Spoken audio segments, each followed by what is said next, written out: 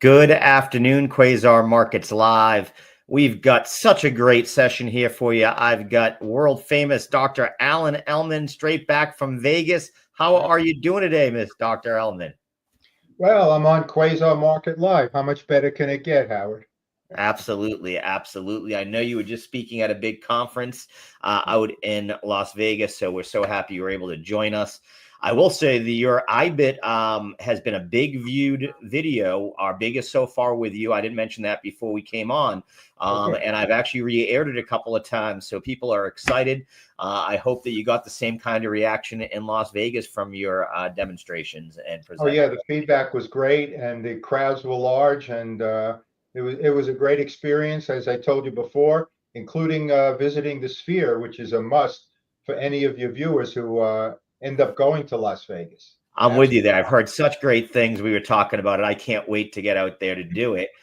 Well, let's get right into it. One of the things that I wanted to talk about, because I think sometimes, people either group educators or strategies into one of two groups. And I think that nobody really does it in one or the other. And what I'm saying there is fundamental analysis versus technical analysis. And I know that in a lot of ways, you have a lot of fundamental analysis that goes into your strategy, but you still use technical analysis for your entries, exits, and for other decisions that you make. Is that correct? The technical analysis is critical to our option selling strategies. Back in the 1990s, when I started teaching myself these strategies, there were two schools of thought. One of them was fundamental analysis. That's all you need to know to establish your trades. Then there was the other one relating to technical analysis, which is the topic of our discussion today. And I remember thinking to myself back in the day, hey, why not use both? Isn't it better to incorporate both into our strategy than rather one or the other? So I kind of followed that pattern since the mid 90s, almost 30 years now, and it's worked very, very well for me over those 3 decades. But technical analysis, our topic today, is absolutely critical. Yeah, it's funny that you say that because I have seen a melding of those minds more and more over the last few years, and you really have to. Right now, it's also tweet analysis, as I joke about, is so important, which falls into more of that fundamental analysis. But all it takes is a few more tariff tweets, and the market drops further, right? Well, yeah, I mean, there are fundamental reasons, there are technical reasons why a stock or the market itself can decline, and we have to be aware of these. I mean, as investors of our own money, where we don't hand it over to somebody, we have to know the key fundamental and technical reasons why stocks move and why the market moves. So one is just not good enough. Yeah, absolutely. And yeah, I call it the old one trick pony. You can't be a one trick pony in this market. You've got to be looking at it. And, I think it gets played down because people will say, oh, Warren Buffett, he doesn't believe in technical analysis. I don't agree with that at all. He just holds stocks for longer term investing more than he does day trading. Yeah, well, of course, also now we're dealing with options, and Yeah, options are very short-term investments. So that absolutely. differs quite a bit from the buy and hold strategy of a Buffett, let's say. But yeah, for technical analysis, you really should be using it in two different ways. One, to determine which underlying securities you're going to base your options on, and Right. two, strike price selection. So Absolutely. we'll get into that in the discussion. But not only is technical analysis important, but it's important from two different perspectives. So Yeah, I couldn't agree more. Absolutely. so when we BCI screens stocks and ETFs for our members, we have a three-pronged approach, and this kind of leads into your beginning remarks here. Which underlying securities should we be using for options selling or really any options trading?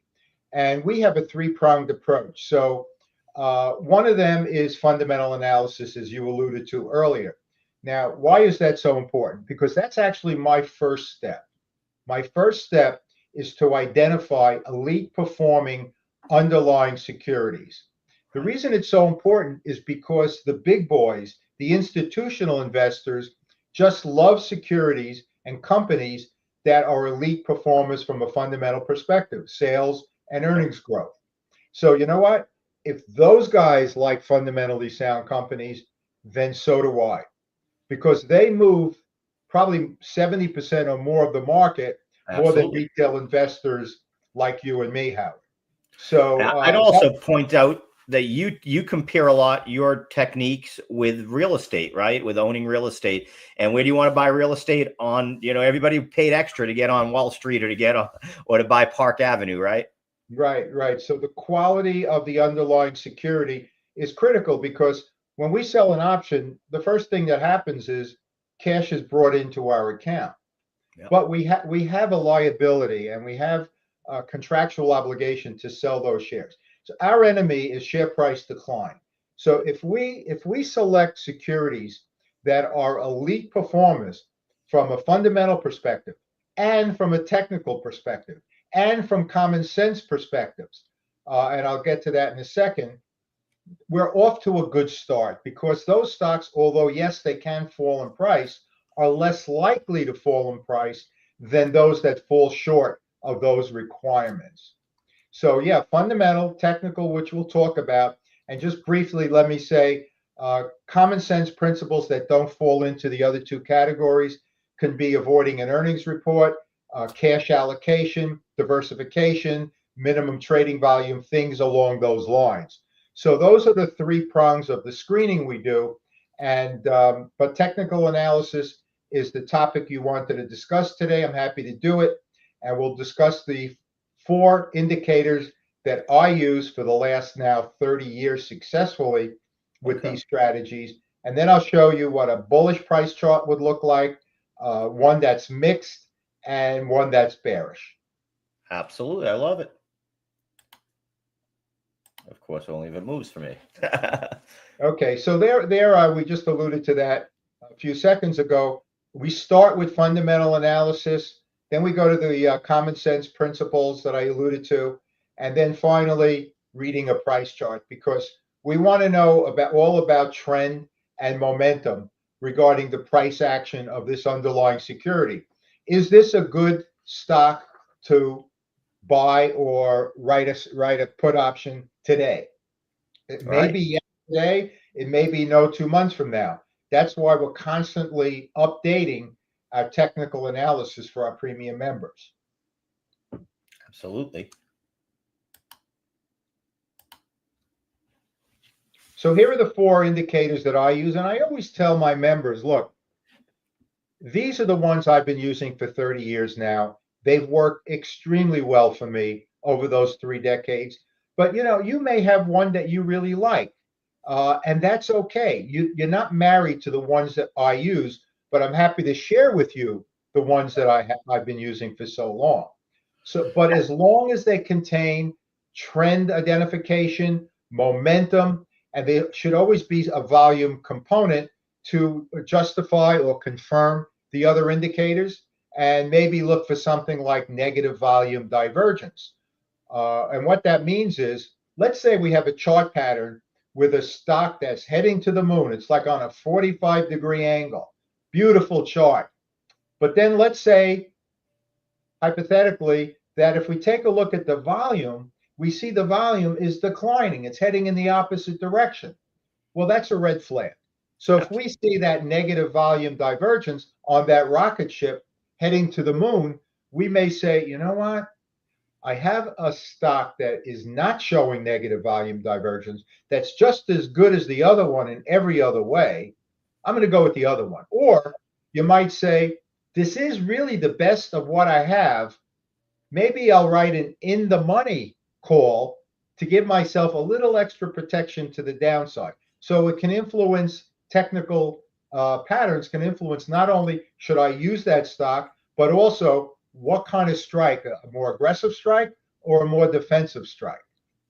So And I here are think the 4. I'm sorry, Howard, go I ahead. was just going to say, I think it's important what you said is, if certain people charts hit their eyes certain ways, and it's more important to make sure that you're catching the same thing where you're looking for trend, momentum, and volume, and especially for volume divergence, more so than the actual individual indicators, right? Some people like SMAs versus EMAs. EMAs is going to give you more a more measure of momentum, especially momentum and trend together. I've seen people, I like RSI personally over just a scholastic oscillator, but it gives me the same momentum. So there are different ones you can use, but I think the key here is to make sure that you are covering all three of these components would be my takeaway. Yes, you should cover all three components. And, you brought up several points that I'd like to address because they're so important. First thing you mentioned was simple moving averages, SMAs. And those are the ones that most investors are familiar with because most investors start off just buying and selling stock. So if you're buying a stock, let's say figuring to hold it for a longer or long term, then you're probably going to use the 50-day and 200-day simple moving averages because they're kind of longer term type of investments. But when you're selling options the way that I do, covered call writing and cash secured puts, these are basically short-term options, especially if you're doing it right, they're short-term options. Absolutely. I know a lot of people will sell a covered call like a decade out or something. Not And understand why that's it a didn't pay mistake off. from so many different perspectives, but Yeah. maybe that's a topic for another day. But yeah, so if you're doing it right, you're selling weeklies, maybe monthlies. So we're going to be using exponential moving averages. And what those do is they put more weight to the more recent prices. So you'll get a quicker change in the trend line using 20-day and 100-day exponential moving averages than you will for, let's say, just buying and selling stock, where you're using 50 and 200-day simple moving averages. So there's your trend indicator, exponential moving averages, 20-day and 100-day. Yeah, absolutely. I actually use a super guppy, which uses a bunch of EMAs to give me a visual look. It looks a little bit like almost like a wave for it. So I'm with you there. Yeah, I mean, there are so many really good indicators, and that's why when I show our members or when I'm doing presentations, I always say, as long as they include trend and momentum and volume, we're good to go. Doesn't have to be the ones that I use. Now, if we can go back for a second to the last slide, I just want to list the other indicators that I use. And, the second one that I use is the MACD histogram. And we don't really need to get into the weeds of the mathematics of the MACD histogram, but what it does is it measures both trend and momentum. And when you look at it on a price chart, it's basically a blue bar. So let me tell you how easy it is to interpret MACD histogram. If those blue bars are ascending, that's good. If they're descending, bad. Now, if it's above zero, good. Below zero, bad. Now, you can almost say the same thing for the exponential moving averages. We'll show you on the screenshots coming up, but we would like to see those ascending, those exponential moving averages, and we would like to see the shorter term 20-day EMA above the 100-day EMA because we want the more recent prices to be higher than the older prices. So if you can see if a line's going up or down, or if it's above or below zero, hey, you could read a price chart. Now, eventually, people do get themselves psyched out sometimes on price charts where it isn't as difficult as some experts would make it out to seem, especially if you stick to, I say less is more sometimes. Sticking to 3, 4, 5 indicators for a lot of people is more than enough. Oh, yeah. Absolutely right. And that's why I basically use 4. Now, if you set up the very same parameters for every stock you're evaluating, when you put in that ticker symbol and with the parameters that you use all the time, you'll be able to identify that chart as bullish, neutral, or bearish within 3 seconds.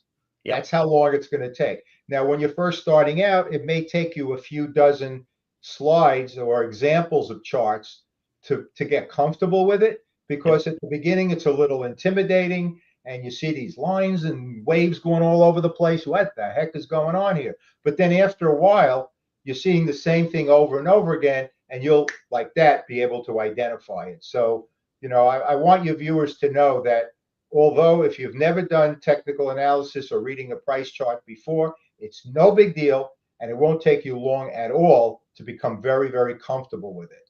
Absolutely. So the MACD histogram, trend and momentum, it's that blue bar. You'll see it. The stochastic oscillator is another momentum indicator, and you'll see a black line. Is it going up? Good. Is it going down? Bad. And there are other percentiles. If it moves above the 20, that's a bullish signal. If it moves below the 80th percentile, for right now, let's just say ascending good, descending bad. And then volume, if you see robust volume on these indicators, you know that's pretty much confirming those indicators. But if it's, let's say, a holiday and there's very light volume and the moving average goes from bullish to bearish, I would put less weight in it because volume is light. And again, if it's the same or better than it has been historically, then you know that you could take to the bank those indicators are meaningful. Would you sometimes look for, if say volume was low on an individual stock, and just for confirmation, would you maybe look at what the volume's looking like on maybe the SPY, QQQ, or something like that, just to see if it is relevant, to that day? Well, no, in other words, if the volume on a particular security is robust, then I would take those technical indicators as meaningful, even if the overall volume on a benchmark is not. Okay, I get it now. Okay. So this is an example of a bullish price chart. I hope your viewers can see it. Is there any way we can make it larger? Maybe let me see what I can do there. That I don't know if I can, because we're at the whims of PowerPoint here. Hold it one second. If not, I could make my point. Doesn't look like there is a way to do that, unfortunately. Okay, let's go back to the previous slide, the bullish price chart on Dorian LPG Limited, listed on the New York Stock Exchange under the ticker symbol LPG. So let's go through. Oh, that's great. Good job, Howard. Nice. I figured it out. Yeah. Okay. So the top is the exponential moving averages. Now, where you see the blue arrow on the top, that's the 20-day exponential moving average. It's the shorter term moving average. Now, where you see that red arrow on the top, that's the 100-day exponential moving average. Now, because the 20-day is shorter term, we always would like to see that above the 100-day longer term. And you could see clearly that it is. We'd also like to see these lines ascending. Clearly they are.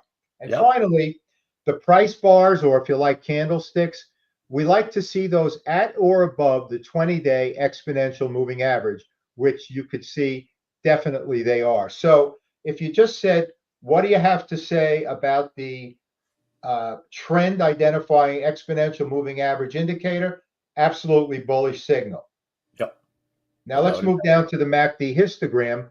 Remember, I told you before that those will be in the form of blue bars, which you could see all the way to the right where the red arrow is in the middle of the chart.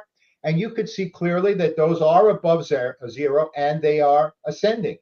So you could say that at this point in time, the MACD histogram, which you recall is a trend and momentum identifying indicator, bullish signal. So we're 2 for 2 so far.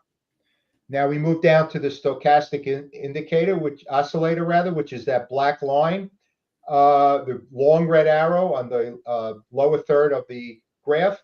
And you could see that it had gone down, but recently with that small red arrow was all the way to the right, it's been going up for the last couple of weeks. So it's showing a positive bullish signal regarding the stochastic oscillator.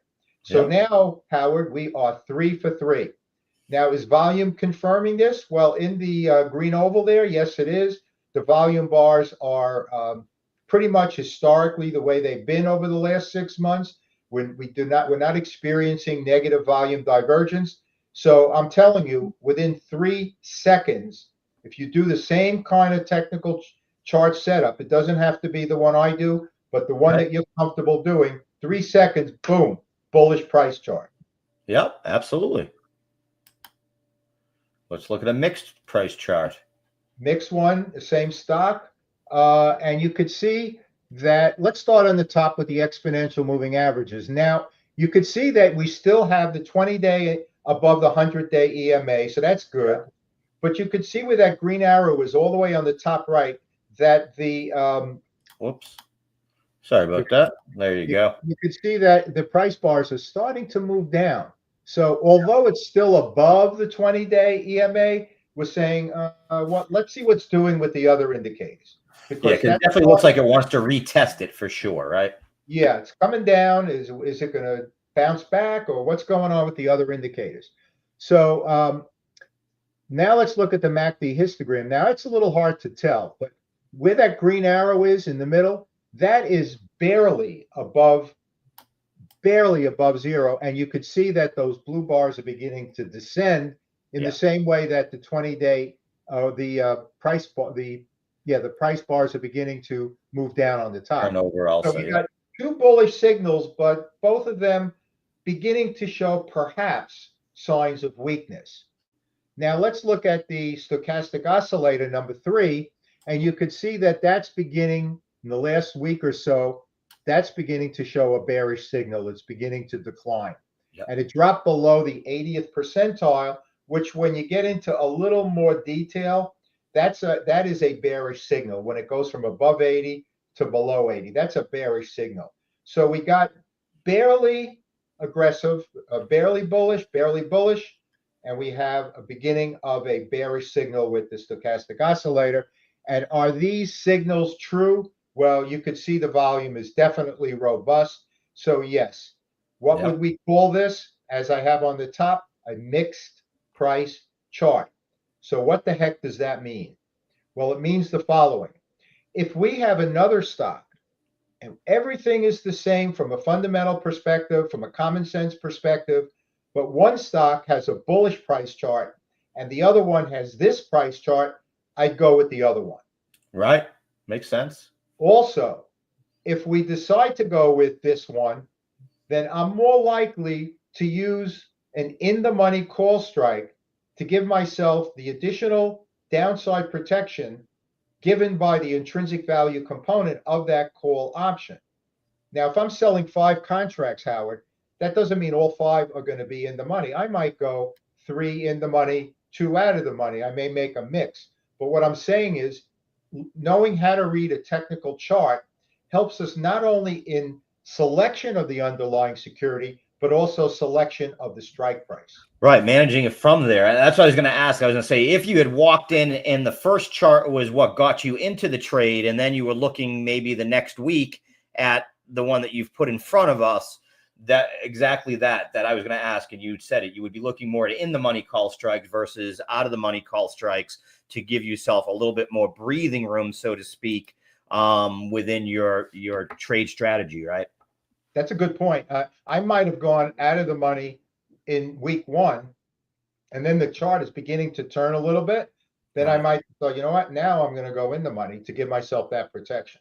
And that's what most people don't do. Most people don't do that. Yeah, well, that's what I love about your strategy. I mean, I don't want to get your head too big because I've said it so many times, but you're one of the few people I've seen who does take all of these components, into account, and where you just didn't decide, I have a system and that's the system. You look at your system continuously. You're always tweaking it. You're always looking back to say, what could I do more? And as you know, what brought me to you was really your book on exit strategies and what you do once you're in a trade, as opposed to just how to get into a trade. So not to every little thing you do to enhance your strategy, the way you manage your trades, is going to make your returns go higher and higher and higher. It's not a waste of time to do these things. No, I agree fully. I do it all the time. Now, I didn't always. So now we're looking at a bearish chart, we think. Yeah. I'm not ready to commit yet until I hear all the components. Yeah, right. So here we have a chart that shows it's a different underlying. It's Everest Group Limited, listed on the New York Stock Exchange, EG. Now you could see on the top could you make it bigger here, Howard? Oh yeah, absolutely. Yeah. Sorry about that. So you could see on the very top, you could see that the price bars have now dropped underneath that blue line, the 20-day exponential moving average. So this is a big bearish signal right there. It doesn't mean that this stock is going to continue to plummet, but it's something that if you are not already in this stock, I would pass at this time. Now, if you go down to the MACD histogram, those blue bars, they have now dropped below the 0 line. where that middle purple arrow is in there. They've Yep. now gone bearish. And if you look at the stochastic oscillator, the bottom purple arrow, that Yep. also has been descending and dropped below the 20th percentile. So we got three bearish signals, and they are confirmed by robust volume. So if the volume was very weak, I wouldn't be as concerned, although I probably wouldn't use this chart anyway. But Right. it's robust volume, three bearish signals, trend and momentum. I'm passing on Everest at this point in time. I can see why. Absolutely. I agree. I don't have any questions that you nailed it. It's one of those ones where there isn't any, contrary signals at all. Well, because we also started with bullish and Right. mixed, so there's not much to say. When everything turns negative, it's time to get out of Dodge. Absolutely. So Let's I mean bring it that's all back in. basically it. Technical analysis, Howard, should not be your only criteria for stock selection. No, Right. but it should definitely be one of the three-pronged approaches to stock screening for options. And also, it gives you the advantage not only of stock selection, but also of what strike price. So it helps guide us into what strike price to use based on the technical chart. Yep.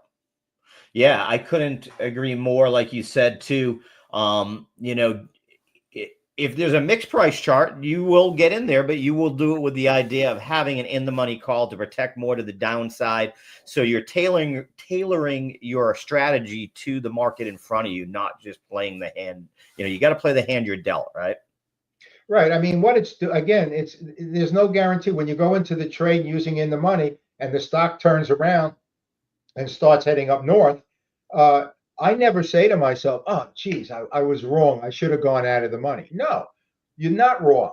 With the information that you had at that point in time, you did absolutely the right thing, and you know that it's never going to work out 100% of the time. Just like buying a stock. I mean, you've been in that field and area for a long time, Howard. You know that a lot of times you'll buy a stock based on the information you have at that point in time. And then things will change. Does that mean you were wrong for buying it? It does not. It just means that things changed, and now you've got to mitigate and kind of readjust your game plan. That is so important. I'm glad you brought it up because it is something that we learn and that is important is trading isn't 1,000% probability. Anybody that tells you they're always right, that they never miss, that this works 100% of the time, that is a red flag among all red flags, right? Is because all we're doing is we're using the best information we have and using historical precedent as a basis to make a trade. That's what technical analysis basically is. It looks at the past to provide you the psychology of the market, right? And that's, what we're looking for is to have the psychology of the market in a visual interpretation. And also by throwing in momentum indicators, you're kind of taking a little peek into the future because Absolutely. of the momentum. It's not guaranteed, but it is a little peek. And I want that advantage. I Yeah. want to have that advantage of those momentum indicators. Though I did have one question. I'm going to go back a little bit here because I was going to ask you one thing and it kind of played out. Do you ever get nervous on your stochastic indicator of being too high when you get up like 94? For me, at that point, that one would have been almost a mixed signal because at 94, I think it's going to turn over. So basically, is it overbought? Is Right. what you're Yeah. asking? So I'm looking Is here it at an this. overbought? So this is something that I actually did study over long periods of time back in the day when I started developing this strategy. And the answer to your question is I've actually seen stochastic oscillators above the 80th percentile for months and months and months.